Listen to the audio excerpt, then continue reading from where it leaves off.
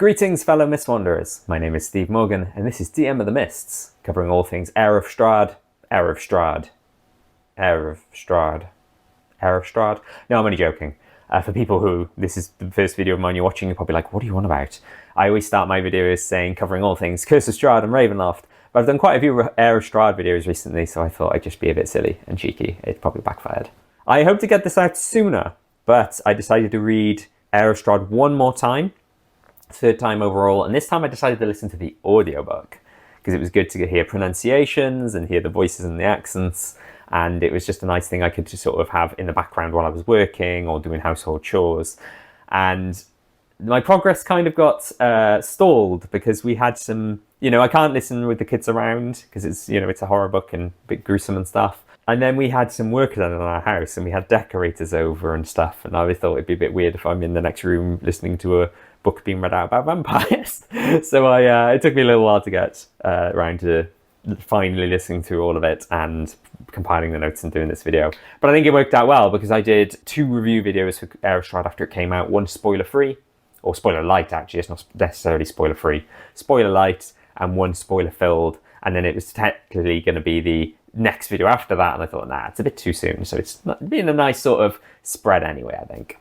So in case you didn't see them before, a few months before the book came out, I did a thoughts and predictions video based on what I thought the book would be like and things like that, because it had a lot of negative reaction to the cover and things like that. I was quite chuffed and quite smug that I think actually all of my predictions were correct in the end, so yeah, that felt nice. And then I did 2 review videos, as I just mentioned. This one is focusing on stuff to add. The good thing about the old Ravenloft novels, such as Heir of Strahd, Memoirs of a Vampire, Heir of Strahd, The War Against Azalin, Vampire of the Mists, and I think Strahd also appears in Night of the Black Rose, is you get great inspiration for Barovia, for Strahd, and for roleplaying Strahd, getting a feel for what he's like as a person, as a villain, as a vampire. And this book is the same as well. It's more potential stuff we can learn and add to Curse of Strahd. Spoilers warning, this is obviously going to be full of spoilers. I'm going to talk quite openly about what appears in the book and what you can take from Heir of Strahd and put into your Curse of Strahd game. This video presumes that you've either already read it or you haven't read it but you don't care for spoilers. So that's my one and only warning to give you now. And I have a list of 8 things. When I first started coming up with this idea for this video, I was like, I'm only going to have like 3 or 4, and then I ended up with 8. In fact, I think I had 9 or 10 and I cut 1 or 2, because I don't think they were good enough. So here we go. Number 1, a new hook idea. Guilty Strangers in the Mist. That name needs work. Don't call the hook Guilty Strangers in the Mists, is all I could think of. So the interesting thing about the book is they wake up not knowing each other. They're all from the same world. They're from the Forgotten Realms setting. One's from Waterdeep, one's from Baldur's Gate, and so on. But they do wake up not knowing who the other people are, and there's a lot of distrust, a lot of confusion to begin with, and then throughout the book they sort of become to trust each other and work together as a team. Now, if memory serves, all the hooks in Curse of Strahd assume that the group are already together. Maybe they're new, maybe they've just met in a tavern, but it's not that they're complete 100% strangers arriving into Barovia. So this is quite an interesting spin, I think, if you want to mix it up and do something a little bit different and do what the book does. It's also later revealed in the book that the reason they all got dragged into Barovia and dragged in by the Mists is they all did something bad or evil just before they arrived into Barovia. For example, one of the paladin was going to break her oath and potentially kill her adoptive mother, I think it is, who is being cruel to her and mistreated her. One of them was doing a deal with a hag, and in order to get the deal from the hag wanted her to steal a baby from the orphanage. Things like that, really. They were all considering or about to action or were actually in the process of doing something evil, and that's the reason they got grabbed. So that could be an interesting spin on the creeping fog hook, where that's the hook where they're kind of dragged in from the Mists, but they don't know each other already, and work with your players and their backstories to decide what was this bad thing they did. Is there an evil thing they were considering doing or in the process of doing that you and the player can work out, and then as the story goes on and they get to know each other, they might reveal like they did in the book. And I'd say that if you're, I was gonna say if you're doing a session 0, you probably should do a session 0, and in that session 0, I would talk to the players about it. Your PCs don't know each other, and you got to cooperate and work together as a team. Do you like the idea of that? Yes or no? Because the thing is when they're a bunch of strangers, that might give the players, or get the players thinking, well, you know, I don't trust my team, I'm going to go off and do my own thing, or I'm going to attack this other player. And you obviously don't want issues of player versus player, PvP, splitting the party and things that, even if it's the classic it's what my character would do thing, just say to the players, yes, you wake up, you don't know each other, but you need to work together. You know, you're all in this together, figuring out why you're here, how to get out, how to get home. Number 2, PC confusion based on species choice. So this happens later on in the story, but I'm mentioning it now because it's kind of like a create your PC type thing, and I was just talking about creating PCs a minute ago. So later on in the story, there's a cool moment where Car, the Kenku, is mistaken for a were-raven. And even long before this book came out, I was thinking to myself, oh, if anyone has a Kenku, and I think I've probably left it as a comment on Curse of Strahd Reddit posts, where people talk about having a Kenku PC, is that you could have one of the Martikovs be like, what are you doing? Why are you in bird form? And then they look and realise they don't have wings, and they're like, ignore everything I said, bye, and runs away. And that could be a cool thing for like a hint that the Martikovs are, you know, what's going on with them? Why are they kicking up a fuss about this person who's a Kenku? And obviously it's because they're were-ravens. So if you have a PC who's a Kenku, you could consider doing something like that. Someone mistakes them for a were-raven. And although this doesn't happen in the book, there's other options where you could do this as well. It makes sense for me to mention it while I mention the Kenku were-raven example. I believe wood elves look quite similar to dusk elves. You could have a wood elf who's mistaken for a dusk elf. I actually had that in my campaign where one of my players plays a wood elf and they were briefly mistaken as a dusk elf at one point. A tiefling could cause intrigue for the Wokta cultists, Lady Wokta, the Wokta house cultists, because they're devil worshippers. An Arsima could have some sort of link with the Abbot and Kresk, and a Dragonborn could have some sort of link with Argynvost and Argynvostholt, I guess. You know, stuff like that's great. You can have a lot of fun with that, where there's a bit of confusion or a mistake or some sort of connection or link with something that already happens in Curse of Strahd.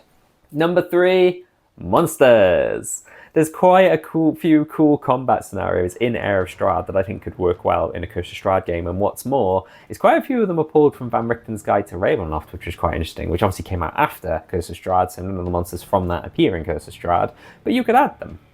Such as the first combat they have is they go into an abattoir and there's some pig zombies that are described as being boneless. Boneless is a monster from Van Richten's Guide. Flavoured as pigs, I think that's cool. I think just have them as they are. You could give them slightly less HP if you know, given that they're a smaller thing, and change their size from medium to small. Jobs are good then.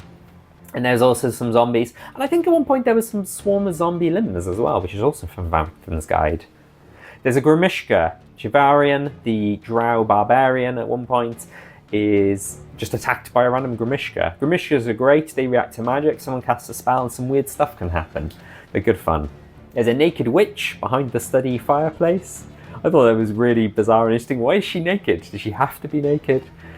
But why? Why not, eh? And obviously witches already exist in Curse of Strahd and can be a random encounter, but having a naked one behind the fireplace where the fireplace trap is on the way to like the treasury, I think could be really interesting. At one point, I'm sure there's a carrionet as well, and that's in Van Richten's Guide. There's an old lady who reveals herself to be a werewolf in the chapel. I love the idea of this sort of harmless-looking old lady, and then she transforms and she's a werewolf. Oh my gosh. And later on, when they leave Barovia and go to Lamordia, and I'll talk more about this later, there are owlbears, but instead of being owlbears, they're flavoured as ravens. So they're raven bears, but they're essentially owlbears that are ravens. So you use the owlbear stat block, but say it's black and it's got a raven head. I think that could be really cool. And even though they appear in Lamordia, I would consider adding that to Barovia as well. Number 4, roleplay inspiration. The obvious one is for Strahd. Beyond what's out there already, I think there's some great guides and information, and of course, there's the old Ravenloft books where Strahd is heavily featured. 2 of them, it's essentially his diary, or appears as a character, one of the prominent characters, such as in Vampire of the Mists. I think, again, there is some great moments in the book. Not the biggest fan of Strahd in this compared to things like Strahd. Although with Strahd, it's his own diary, so it's obviously biased. It's obviously his version of events. He makes himself look amazing. He makes Azalin look and seem terrible, you know, as per the second Strahd book. But yes, it still could be some stuff in there you use for Strahd. Rahadin as well, or Rahadin is apparently the pronunciation that the audiobook narrator went for. Rahadin, he doesn't appear in anything else. He's brand new as a 5th edition, so this is great. If you want more inspiration of how to roleplay Rahadin beyond what's in Curse of Strahd, you've also got him here, and he's exactly how I imagine, just the sort of loyal butler, servant, chamberlain, who you can just tell is just really frustrated by the players and their actions, but can't, chide them or tell them off, because he's got to be the sort of the sort of friendly chamberlain. But you can just tell from the text, it's described in the book, that he just hasn't got time for them. He just doesn't like them. He doesn't care for them. But he's serving Strahd. This is what Strahd wants. There's more for Van Richten as well. Rudolf Van Richten, the famed scholar and monster hunter.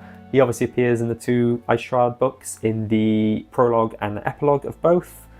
He appears quite prominently from about halfway on, and then near the end as well. And there's other Curse of Strahd NPCs, such as Leif the accountant, Escher the consort, Piddlewick too, the little puppet thing. So yeah, and probably some more I haven't mentioned there that, might be worth a read to get an idea if you're about to introduce those characters. You can have a quick read. Leif was not how I expected him to be, so I thought that was quite interesting. It's good for kind of getting an inspirational flavour for what they're like. And obviously the book isn't canon, but, it's just good for it's like an additional source to borrow from. Number 5, Ambience for Castle Ravenloft and Barovia as a whole. So if you're preparing Castle Ravenloft, you might want to read the Castle Ravenloft sections and get an idea for flavour. One thing I thought was interesting is there's a line that says that every surface is covered by tchotchkes. I'd never heard that word before. It means like trinkets and accessories and junk, essentially, I think. And every wall is covered in tapestries. Now, I don't remember that from the flavour text at all from Curse of Strahd, and I mentioned this in my review videos. The author seems like she's been really faithful to Curse of Strahd. She'll describe, for the 90-95% of the time, she'll say, you walk down this corridor, you turn right, you walk here, and it's the room just like the maps in the book. But I don't remember there being any talk of any tapestries on any walls, unless I've just forgotten. It's been a while since I've read that part of the book. And yeah, so it's good for sort of more flavour you could have, maybe just in the corridors. The boring bits of the castle, you can say there's some tapestries and what they potentially depict. Maybe it's all flavour from Barovia, maybe it's stuff from Heir of Strahd, that kind of thing. And then for Barovia, there's a lot more there. It obviously gives you a flavour for what the land is like as a whole. The mists and how they behave. Early on in the novel, they try and leave a few times and get circled back. You could describe a similar sort of thing to your players. They say this in Lamordia as well, there's no birdsong. Barovia and the Domains of Dread just feel empty. They feel devoid of life, of what you expect in other places. Even miserable other places in the world, you still hear birds in the trees. Not in Barovia, not in Lamordia. Rain is something that you can just add for dramatic effect. And it's something I always forget when I run my games to describe the weather. I think there was one time my players were walking around, there's a light drizzle that becomes heavy rain, and they're like, ugh, grim. And there's a bit in the book as well where I think it's when they're about to go in the Black Carriage. I'll talk about that in a minute, where it just starts raining, and it's just like, can this day get any worse? We've arrived in this miserable land, we've been attacked by boneless pigs, and now it's started to rain. It's grim. Speaking of the Black Carriage, it's good flavour for if you're about to run a Castle Ravenloft and they're about to be escorted to the Black Carriage. More description for when they're looking at it, more description for when they're riding in it. As they go along to the castle from the Black Carriage, they see Sir Pool and the Vistani. The Vistani I don't think are named. I don't think it even calls it Sir Paul, but it just says they see a pool of water, some tents, some people dancing. That's good flavour for the Vistani, I feel. And also when they're headed to Lamordia later on, they go by way of Salenka Pass. Could be good flavour for when you're going to run Salenka Pass.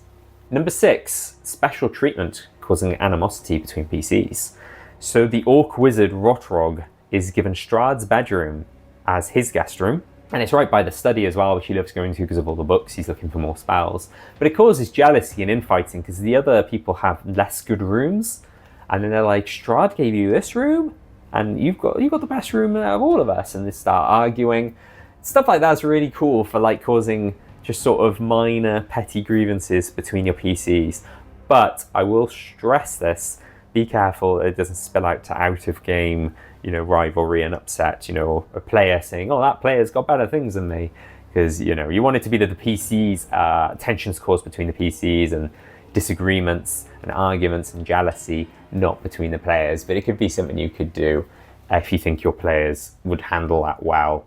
And, it wouldn't spill out into outside of the game. Whether they're staying at the thing and... it's a bit weird with, I've forgotten her name. Gertruda being in, Strahd's room, but you could potentially remove Gertruda or say she's elsewhere at the time. but they stay the night maybe with the dinner. One of them has Strahd's bedroom, the other one has the guest room. Some of them have the barracks room. I think that's on the floor below, the second floor up. Yeah, you could do things like that. Number 7. This is something I never would have considered until this book introduced the idea. Going to another domain of dread. Why isn't it something I ever considered? Because technically it goes against rules as written. People should not be allowed to leave Barovia until Strahd is defeated. But what happens in the novel, Ran Rickdom gives them a quest to find a thing that will save their friend, and says, I think the Dark Lord of Lamordia will be able to build you something. And so it gives them a mist talisman, and they're able to leave Barovia. It does go against rules as written, but I think it's okay if, and only if, they leave Barovia, go to another domain of dread, but then they have no choice to return to Barovia. They can't escape from that domain of dread or go to another domain of dread. I think that would ruin it. That's not in the spirit of Curse of Strahd. If they are in Barovia, go somewhere else, come straight back to Barovia. I think that's allowable. And if not Lamordia, what about Folkovnia? What about Valachan? What about the Sea of Sorrows? There's so many options, so many in Van Richten's guide. You could just have them appear elsewhere and then come back. I think that could work really well. And number 8, an unhappy ending.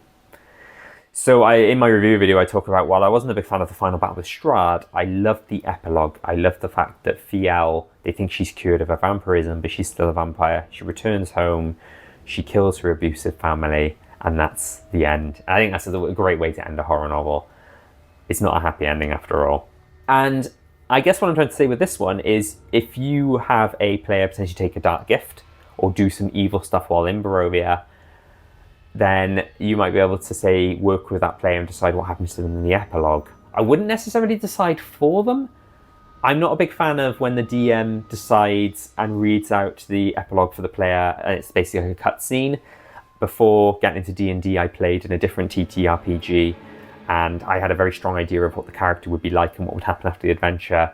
And the DM, or GM, because it wasn't D&D, the GM decided, this is what happens to your character. And I'm like, that sounds nice, but I don't think my character would do that at all. And it was just really weird and jarring.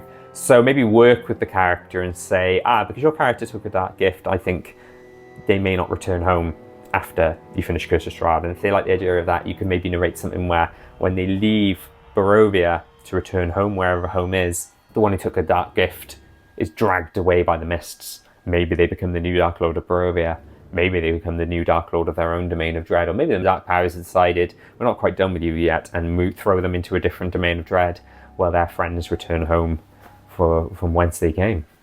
And that's it for this one. What do you think? What do you think of the book? If you haven't seen the review videos, be sure to check those out. Like I said, one spoiler light. Well, if you're watching this, you probably won't care about the spoiler light version anymore. Feel free to watch the spoiler filled version and get my views and thoughts on the book as a whole. And I might talk about things there that I haven't talked about here. What do you think? Are you going to add anything from Heir of Strahd into Curse of Strahd? Or if you're running a wider Ravenloft campaign, are you going to use some of the roleplay or the flavour? Didn't talk about this, but if you're running Lamordia, then obviously the Lamordia stuff's good for Lamordia. Role-playing Victor Mordenheim, stuff like that. And the monster suggestions. But yeah, let me know what you think. Upcoming videos, speaking of Lamordia, I am going to do a video saying, it's going to be called How I'd Run Lamordia. There's a series of videos saying how I ran Domain of Dread, based on my experiences running Domain of Dreads. This is going to be the first one where I do a video where I haven't run the Domain of Dread, but I've got some suggestions and ideas of monsters you can add beyond what's suggested in Van Richten's guide, more adventure ideas, potential maps, what stat block you can use for Victra, the Dark Lord, if you don't want to use the one that's suggested in Van Richten's guide, stuff like that. And I think I'm going to do more controversial 3 videos. These are Curse of Strahd videos where I go against the grain of what most DMs feel that Curse of Strahd DMs should do and say, I don't think you should do this, or you should be careful if you do this. And I've done 3 of them already, so I'm probably going to have to recall it the Controversial 4, Controversial 5. I'll update the name as I introduce more, but I've got a few ideas, some stuff that might cause some, you might watch it and be like, no, I don't agree with you, Steve, and that's fine, Or you might think, yes, you agree, but there's other people who disagree. I guess we'll see. And we'll leave it there. Thank you, Mr. Wanderers.